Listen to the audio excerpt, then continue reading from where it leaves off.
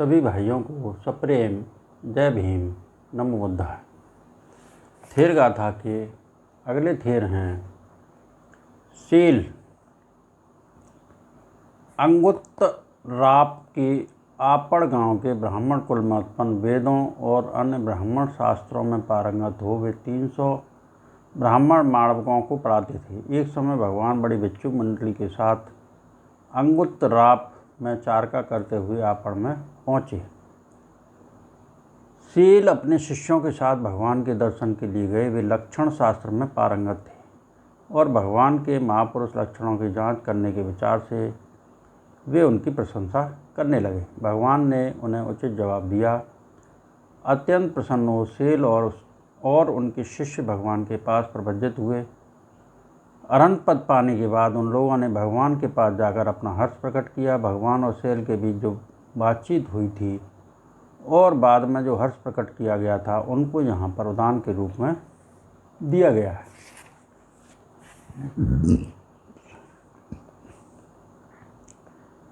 भगवान, आप परिपूर्ण शरीर वाले हैं, पवित्र हैं, सुजात हैं, सुंदर हैं। आपका वर्ण सुमढ़ है, आपके दांत अत्यंत उज्जवल हैं और आप वीर्यवान हैं। जो लक्षण सुजात मनुष्य के शरीर में होते हैं वे सब महापुरुष लक्षण आपके शरीर में हैं।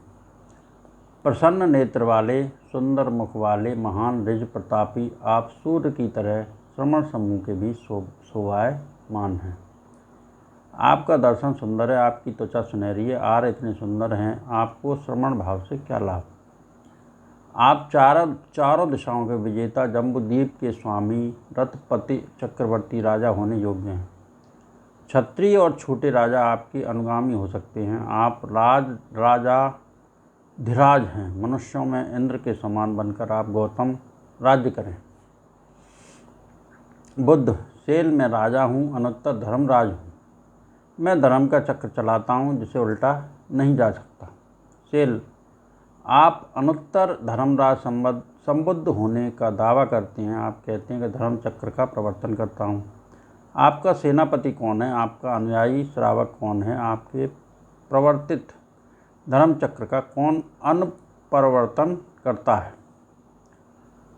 बुद्ध, मेरे प्रवर्तित इस अनुत्तर धर्म चक्र का अनुप्रवर्तन तथागत का शिष्य सारपुत्र करता है।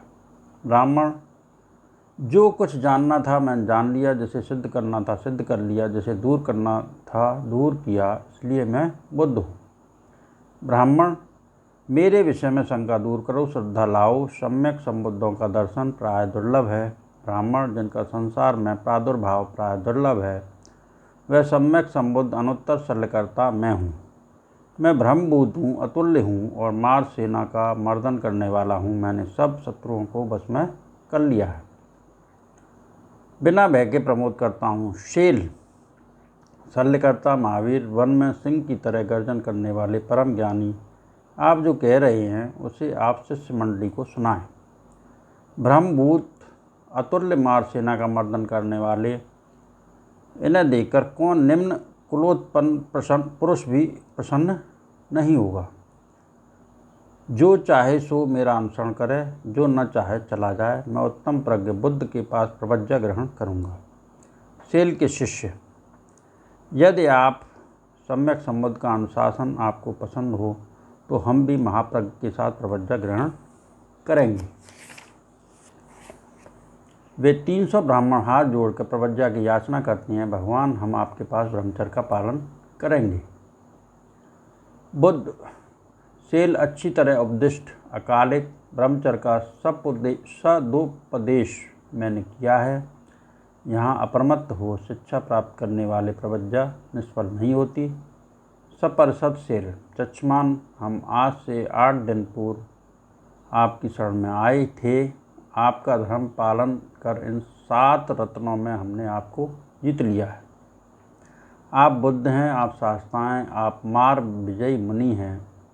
आपने समूल वासनाओं को नष्ट कर भवसागर को पार किया और इस प्रजा को भी पार लगाया।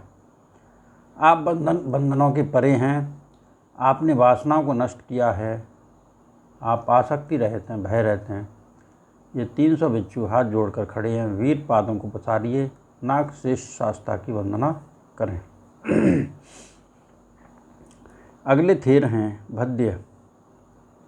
एक शाक्य राजा प्रव्रजित हो परम पद को प्राप्त मुक्ति सुख का अनुभव करते हुए वे प्राय कहा करते थे, कितना सुखी हूँ, कितना सुखी हूँ। इस उद्गार को सुनकर कुछ भिक्षुओं ने उस विषय में भगवान से कहा। भगवान ने भद्य को बुलाकर उस उद्गार का कारण पूछा। भद्य ने कहा कि जिस समय वे राजा थे उस समय कई अंगरक्षक उनकी रक्षा के लिए रहते थे, लेकिन फिर भी उन्हें भय रहता था। जब वे सर्वस्व को त्याग कर प्रव्रजित हुए तो भय दूर हो गया और वे सुख का अनुभव करने लगे। इसी बात को लक्ष्य करके भद्य ने यह उदान गाया। पहले मैं महीन वस्त्र पहनकर हाथी की पीठ पर चढ़ता था और स्वादिष्ट मांस के साथ भात खाता था।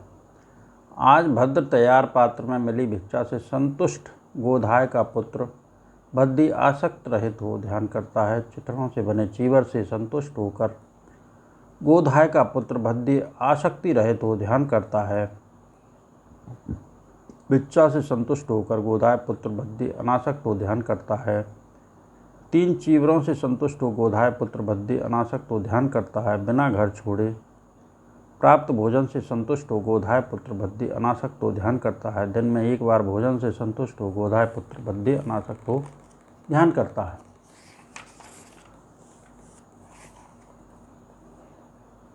पात्र में ही भोजन करके संतुष्ट हो गोधाय पुत्र भद्दी अनासक्त हो ध्यान करता है। एक दिन में एक बार भोजन करने के बाद फिर भोजन ग्रहण करने से व्रत हो गोधाय पुत्र भद्दी अनासक्त हो ध्यान करता है।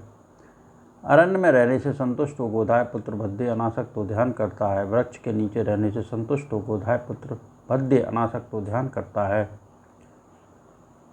खुले मैदान में रहने से संतुष्ट हो गोधाय पुत्र भद्दी अनासक्त हो ध्यान करता है। शमशान में रहने से संतुष्ट हो गोधाय पुत्र भद्दी अनासक्त हो ध्यान करता है। कहीं भी आसन ग्रहण करने से संतुष्ट हो गोधाय पुत्र भद्दी अनासक्त हो ध्यान करता है। बिना लेटे बैठे ही आराम करने से संतुष्ट हो गोधाय पुत्र भद्दी अनासक्त हो ध्यान करता है। थोड़ी ही आवश्यकताओं से संतुष्ट हो गोधाय पुत्र भद्दी अनासक्त हो ध्यान करता है। संतुष्ट हो स्मृतमान हो गोधाय पुत्र भद्दी अनासक्त हो ध्यान करता है। एकांतवासी हो उसी में संतुष्ट हो गोधाय पुत्र भद्दी अनासक्त हो ध्यान करता है। लोगों से अलग हो उसी में संतुष्ट हो गोधाय पुत्र भद्दी अनासक्त हो ध्यान करता है। उद्योगी हो सचेत हो पात्र में मिली भिक्षा से संतुष्ट होकर गोधाय का पुत्र भद्दी आसक्ति रहित हो ध्यान करता है। बहुमूल्य कांसे और सोने के बने पात्रों को छोड़कर मैंने मिट्टी का पात्र ले लिया है, यह मेरा दूसरा अभिषेक है। दृढ़ अट्टालिकाओं और कोठों से युक्त ऊंची और गोल प्रकार से घिरे नगर में खंगहस्त रक्षकों से रक्षित होने पर भी मैं भयभीत रहता था।